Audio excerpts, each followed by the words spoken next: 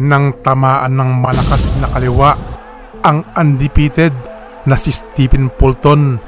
Bagamat nakabangon, hindi na ito binigyan pa ng pagkakataon na makarecover. Sinunod-sunod na ang mga banat, ang bibilis hanggang patuluyan na ulit itong bumagsak.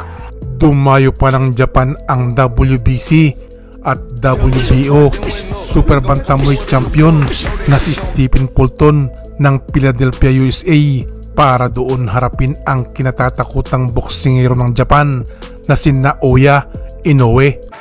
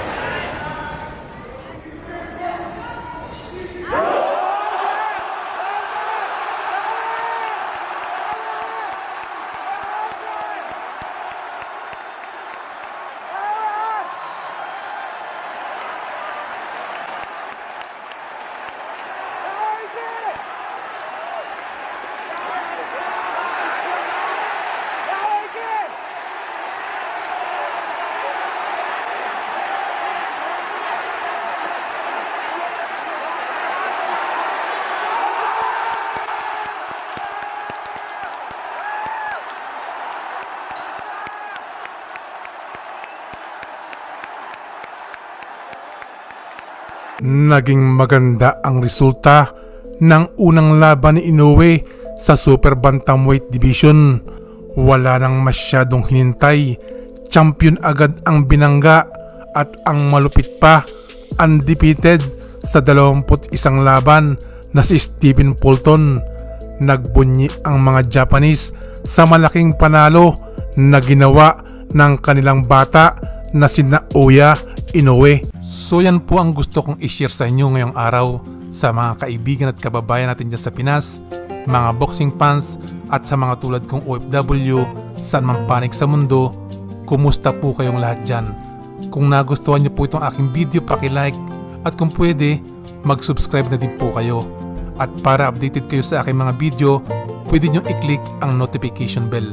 Maraming salamat sa inyong panonood. Shout out kay Mr. Minandro Domingo ng KSA, kay Mr. Brando Makatangay ng KSA, kay Mr. Ricardo Bernaldo Jr., Giay pa din ng Bahamas, kay Mr. Narciso Dupla, kay Miss Madam B at Bilma Reyes, kay Mr. Dong Tangloy Malyari, Jen Merdan Garcia ng Macau, Nerio Morcia, Billy Jubildad, Jan Maravillas at kay Mr. Edgar Balili.